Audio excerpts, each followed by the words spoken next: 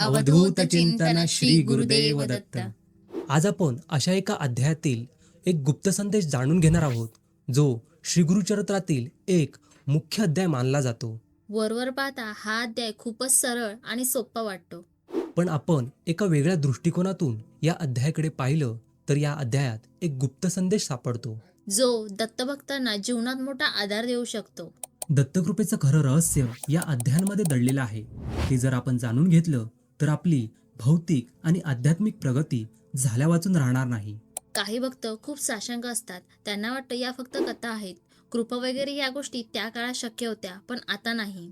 आता आपण डिजिटल युगात वावरत आहोत. अशा भक्तांना आम्हाला सायन्सच्या भाषेत एवढंच सांगायचं आहे, तुम्ही ज्याला एनर्जी म्हणता ती या ब्रह्मांडाच्या आधीपासून अस्तित्वात होती आणि पुढे पण राहील. हे संपूर्ण ब्रह्मांड याच एनर्जीवर चालू आहे. आणि ही एनर्जी म्हणजे काय, तर तोच एक परमात्मा. अध्यात्मात यालाच परमशक्ती, चैतन्य, ब्रह्म असे म्हटले जाते.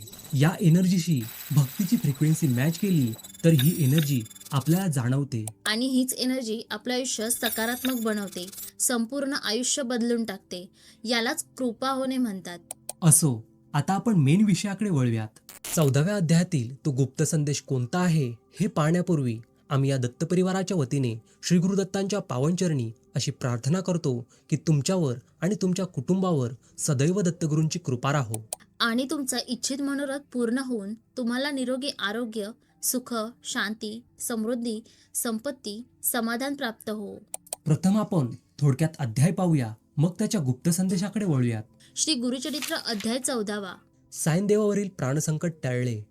श्री गणेशाय नमः. श्री सरस्वत्यै नमः. श्री गुरुभ्यो नमः. नामधारक सिद्धाला म्हणाला, हे योगीश्वरा, उदरशूल ब्राह्मणाला श्री गुरु नृसिंह सरस्वतींनी व्याधीमुक्त केले. त्यानंतर पुढे काय घडले ते सांगा. सिद्ध म्हणाला, श्री गुरूंनी सायनदेवाची सेवा स्वीकारली. त्याचा भक्तिभाव पाहून ते प्रसन्न झाले. त्याला त्याने तुझ्या अंशात उत्तरोत्तर गुरुभक्त जन्माला येतील असा आशीर्वाद दिला. सायनदेवाने त्यांच्या चरणांना वंदन केले आणि म्हणाला, गुरुदेव, आपला महिमा अगाध आहे. आपल्या आशीर्वादाने माझ्या वंशात भक्तीची परंपरा अखंड राहो. इहलोकी माझ्या वंशजांना सर्व प्रकारचे सौख्य लाभो, त्यांना सद्गती प्राप्त हो. परंतु सध्या मी अतिशय बिकट परिस्थितीत आहे. ज्या यवनाकडे मी नोकरी करतो तो अत्यंत क्रूर आहे. दरवर्षी तो ब्राह्मणांचा घात करतो.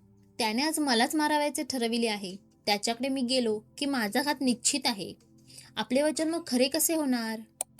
श्रीगुरूंनी तेव्हा आपला वरदहस्त त्याच्या मस्तकी ठेवला आणि म्हणाले, सायनदेवा, चिंता करू नकोस. निश्चिंत होऊन तू त्या यवनाकडे जा. तो सन्मानाने तुला परत पाठवील. तू परत येईपर्यंत मी येथेच थांबणार आहे. तू माझा भक्त आहेस. तुला पुत्र पौत्राधिक सर्व सुख प्राप्त होणार आहे. श्री गुरूंनी अभय दिले आणि सायनदेवाची काळजीच मिटली. तो यवनाकडे गेला. आपल्यासमोर ते यवनाच्या रूपाने साक्षात यमच उभा आहे असे त्याला वाटले. यवनाने सायनदेवाला पाहिले. तो काय, तो त्याला अग्नीसारखा भयंकर तेजस्वी दिसला. हा काय चमत्कार आहे हे त्याला कळेना. त्याची बुद्धी खुंटीत झाली. तोंडातून शब्द निघेना. तो संतापाने अक्षरशः थरथरत होता. त्याचे उग्र रूप पाहून सायनदेव भीतीने श्रीगुरूंचा धावा करू लागला.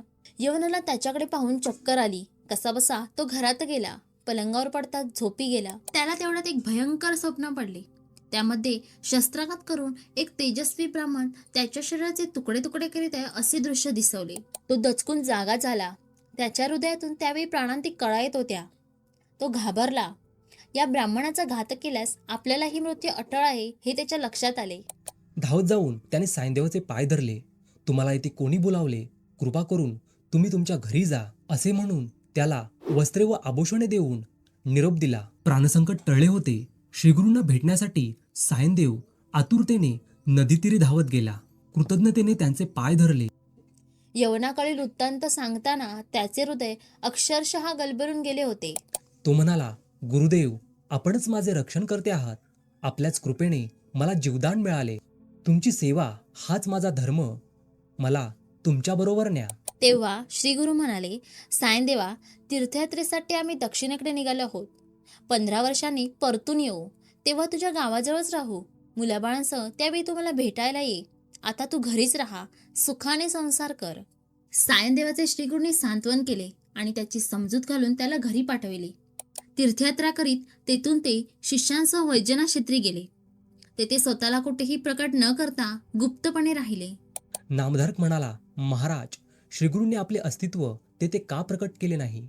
त्यांनी आपल्या शिष्यांना कोठे पाठवले? सिद्ध म्हणाला, सांगतो. श्रीगुरूंचे चरित्र अतिशय थोर आहे. तू ते शांतपणे ऐक.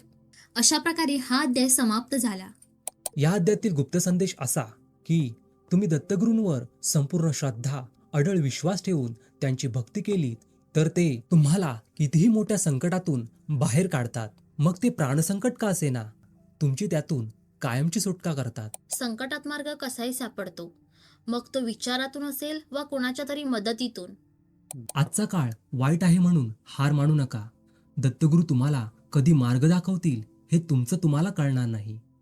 तुम्हाला हा व्हिडिओ आवडला असेल तर या व्हिडिओला लाईक करून या चॅनलला सबस्क्राईब करा. आणि या दत्तपरिवाराचे सदस्य व्हा आणि हा व्हिडिओ जास्तीत जास्त दत्तभक्तांपर्यंत पोहोचवा, जेणेकरून त्यांनाही याचा लाभ होईल. धन्यवाद.